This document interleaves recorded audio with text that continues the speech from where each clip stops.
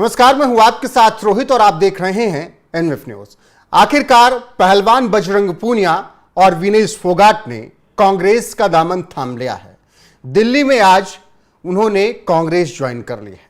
हरियाणा विधानसभा चुनाव से ठीक पहले विनेश और बजरंग ने कांग्रेस का दामन थामा है। ऐसे में तमाम सवाल उठ रहे हैं। सवाल उठ रहा है कि जो प्रदर्शन किया गया, क्या वो अपनी राजनीति चमकाने के लिए किया गया था? सवाल उठ रहा है कि जो आरोप लगाए गए, क्या उसका अंत इसी तरीके से होना चाहिए था, कांग्रेस ज्वाइन करके? क्योंकि जिस सर्द महीने में ये पहलवान दिल्ली की सड़कों पर बैठे थे और सरकार के खिलाफ नारे लगा रहे थे, उस वक्त हर कोई भावुक था। इनकी पीड़ा हर कोई समझना चाहता था। तमाम विपक्षी नेता उस वक्त पहलवानों के धरना प्रदर्शन में पहुंचे थे। तब बजरंग पूनिया ने कहा था कि कोई भी नेता पहलवानों के मंच पर ना आए, क्योंकि ये राजनीतिक मंच नहीं है। फिर कुछ दिन बाद जब लगा कि हमारी आवाज नहीं सुनी जा रही है, तो बजरंग पूनिया ने कहा कि विपक्षी नेता हमारे साथ आए। उसके बाद लगातार मोदी सरकार पर हमलावर रहे विनेश फोगाट और बजरंग पूनिया, और अब आखिरकार उन्होंने कांग्रेस का दामन थाम लिया है। आपको बता दें कि जिस तरीके से बजरंग पूनिया और विनेश फोगाट ने कांग्रेस का दामन थामा, उसके बाद तमाम सवाल खड़े हो रहे हैं, क्योंकि हरियाणा विधानसभा चुनाव के लिए अभी कांग्रेस के उम्मीदवारों की लिस्ट नहीं जारी हुई। इस बीच दोनों रेसलरों ने पार्टी का दामन थामा है। अब ये कहां से चुनाव लड़ेंगे, इसको लेकर बात हो रही है। कांग्रेस में शामिल होने से पहले विनेश फोगाट ने रेलवे की नौकरी से इस्तीफा भी दिया। उन्होंने बाकायदा ट्वीट करके बताया कि वो अब रेलवे की नौकरी नहीं करेंगे।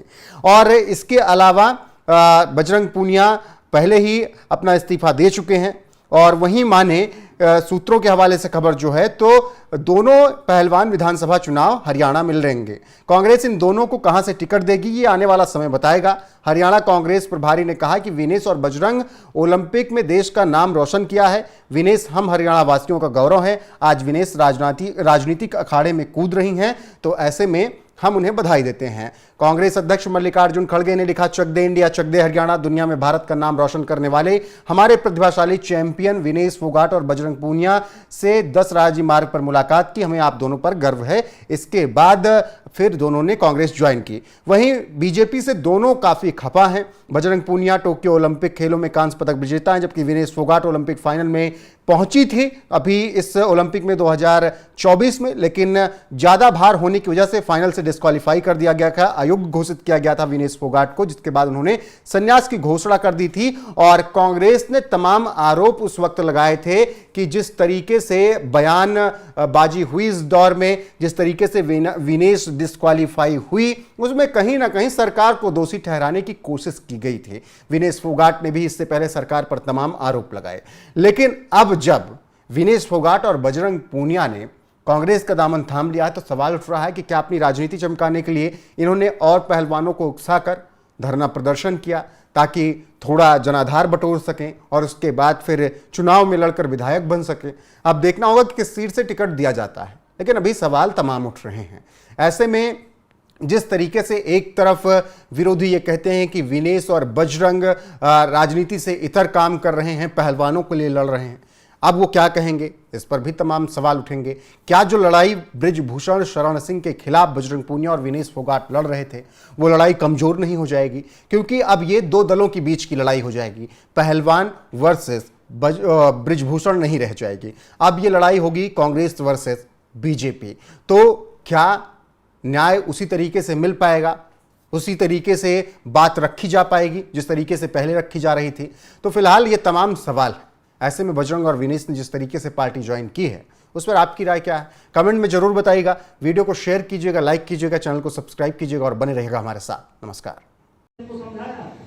हमने कहा सुनो भारत भाभी प्रबल बिलक कहो गुरुनाथ और हर नाम जीवन मरण का सत्य दिया। तो चीजें हमने रखना नहीं, लेकिन सन 1996 में एक षड्यंत्र हुआ था, तो केतकी देवी सांसद बनी। सन 1996 में एक षड्यंत्र हुआ था, मैं बिहार जेल गया तो हमारी पत्नी सांसद बनी, और आप लोगों ने ही बनाया था, इसी क्षेत्र की जनता ने बनाया। तो 2023 में जब षड्यंत्र हुआ तो कर्ण भूषण सिंह सांसद बन गए। तो हमने उनसे कहा कि वह निगेटिव दिखाई पर 5 दिन नहीं दिखाई पर।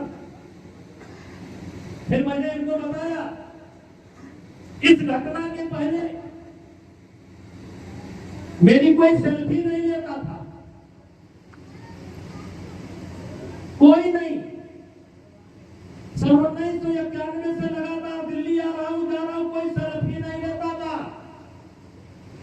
और इस घटना के बाद हीरो भी सेल्फी लेते हैं, हीरोइन भी सेल्फी लेती है,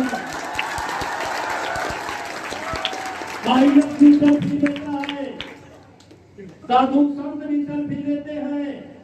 आज तक दिल्ली की कोई यात्रा ऐसी नहीं हुई जिसमें मेरी सेल्फी न ली गई। अगर हुए बदनाम तो नाम भी होगा, अगर हुए बदनाम तो नाम भी होगा। सेल्फी का दौर चल रहा है। तो हमारे भैया को निगेटिव दिखाई पड़ता है, आपको निगेटिव इसके अलावा और कुछ नहीं दिखाई पड़ रहा है, पॉजिटिव नहीं दिखाई पड़ रहा है। ज्यादा ना बोला तो मीडिया वाले तुरंत हरियाणा पहुंच जाएंगे। इसमें पूरा देश इंतजार कर रहा है कि कुछ बोले, हम बोल नहीं रहे, क्योंकि हमको जो बोलना था, आरोप लगा था, तब हमने बोल दिया था ये षड्यंत्र कांग्रेस का है, ये षड्यंत्र दीपेंद्र हुड्डा का है, ये षड्यंत्र भूपेंद्र हुड्डा का है। मैंने बोल दिया था, आज देश बोल रहा है। अब हमको बोलने की क्या जरूरत है, अब तो देश बोल रहा है।